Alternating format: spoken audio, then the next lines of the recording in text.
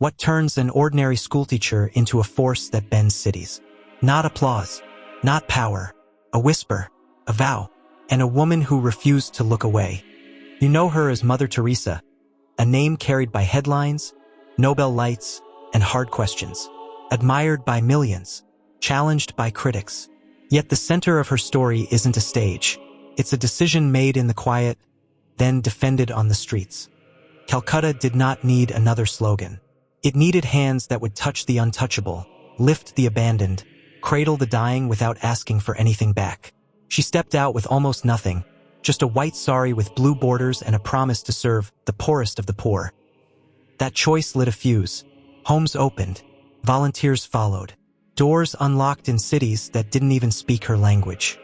But there's a deeper layer most people miss. Her letters, released years later, revealed a long interior dryness, a silence she would never weaponize and never run from. Public light outside, private night within. She kept going anyway. That contrast is the pulse of her legend. And yes, the debates are real. Some say her houses were too austere, or that donors were questionable. Others say the mission was never a hospital. It was a home when there was no home, a last embrace when all the doors had shut.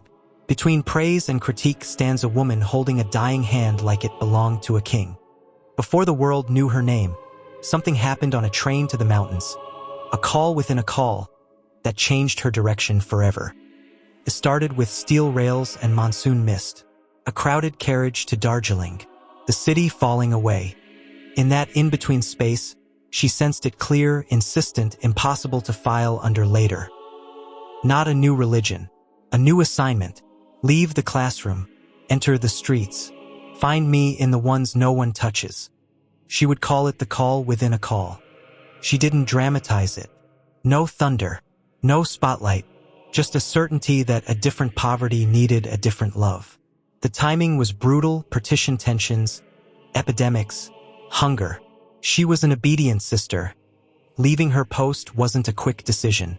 She wrote, she waited, she asked, then she asked again.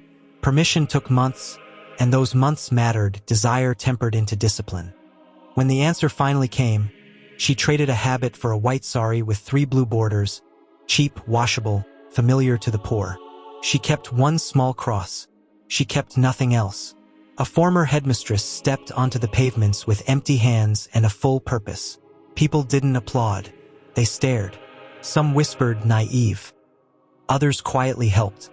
Reports claim she began with one person at a time, washing wounds, fetching medicines, bribing bureaucracy with persistence instead of money. Rumors suggest the small acts snowballed because she never tried to do grand things. She made the work repeatable. This was the pivot. Loretto's classroom had sharpened her mind. The streets would harden her will. She wasn't running from teaching. She was reframing it. Every doorway a lesson. First day, no stage. Just heat, drain water, and a narrow lane that smelled of kerosene and rain. She walked in wearing the white sari with 3 blue borders, a uniform the poor recognized as their own. No big budget, a tin bowl, some bandages, a few tablets, and names to learn before wounds to dress. Alphabet before antibiotics, dignity before anything else. Then came the work that would define the mission. Someone collapsed by a curb. Another abandoned on a step. She lifted, washed, fed, stayed. Not because she could cure, but because no one dies a nobody on her watch. In 1952 she opened Nirmal Hriday, the home for the dying. A clean bed, a hand to hold, pain eased when possible, prayers if wanted, respect always. Critics argued conditions were too austere, pain relief uneven, training thin. Supporters answered the houses were shelters, not clinics, opening where there was nothing, then improving as resources grew. Between claim and counterclaim stood the daily reality. Volunteers arriving, cots filling, last breaths witnessed with tenderness no ledger can price. The blue border became a blueprint, cheap, washable, repeatable. She wasn't chasing scale. She was building habits that could survive shortages and storms. Most congregations take 3 vows: poverty, chastity, obedience. She added a 4th that changed the operating system: wholehearted free service to the poorest of the poor. In 1950, The missionaries of charity were approved. The kit was spare. 2 saris, a bucket, sandals, a small crucifix, and a day braided with prayer and work. Travel light. Move fast. Waste nothing. Serve anyone. If a need appeared, they didn't wait for perfect conditions. They showed up and learned on the run. Growth looked unlikely until it didn't. Women knocked. A men's branch formed. Volunteers arrived. New houses opened. Dying, children, leprosy, soup kitchens, shelters. The secret was replication. Routine teachable, uniform affordable, vow portable. Friction came with it. Reports claim donations arrived from controversial figures. Supporters say access won visas, land, medicine. Critics say standards lagged.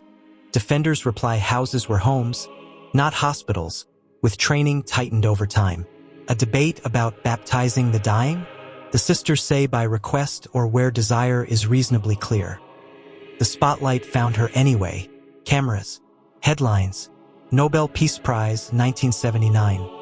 In Oslo, she spoke about a poverty you can't measure, being unwanted and unseen, and redirected the banquet funds to the poor. Fame complicated the mission. Photos show meetings with powerful leaders. Supporters say those moments opened locked doors. Critics argue the optics blurred moral lines. Both can be true in a world where access has strings. Debates about standards grew louder.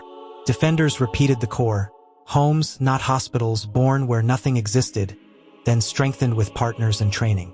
She'd accept a prize at noon and wash a stranger's face at dusk. Recognition changed how the world saw her. It didn't change how she saw the world. The rule stayed: small things done with great love. But a second tension was rising, her interior silence. Here's the part no spotlight could catch. For years, some say decades, she walked through felt silence. No rush of emotion, no easy consolation. Outwardly a river, inwardly a desert. Those letters in Come Be My Light show a woman who kept showing up when prayer felt like stone on stone. She asked for direction. She obeyed it. Then she went back to work. Not because she loved pain, but because she loved people. There's debate about the letters. Reports claim she preferred many destroyed to keep focus on Christ. Defenders argue publishing them has helped thousands who fear silence means failure. Either way, the picture clears. Holiness isn't a spotlight. It's fidelity in the dark. September 5th, 1997.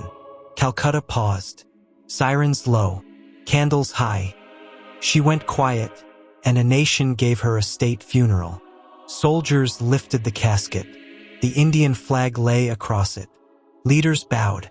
Crowds lined the streets like a river. The grief was global, but the thanks was local. Bowls of rice remembered, clean sheets, a hand that didn't flinch. Honors arrived, but the ledger stayed the same.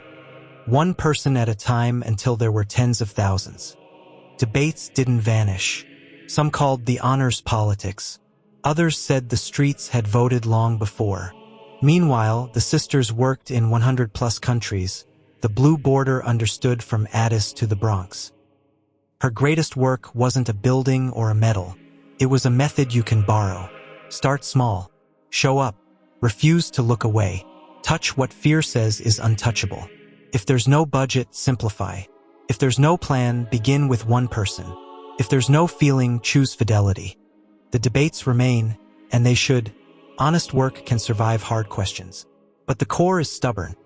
Small things, done with great love, shift the ground under giants. If this moved you, hit subscribe for more daily saints and real stories that challenge comfort. Tap like so the algorithm hands this to one more person who needs it. Share it with a friend carrying a hard week. Saint Teresa of Calcutta, pray for us.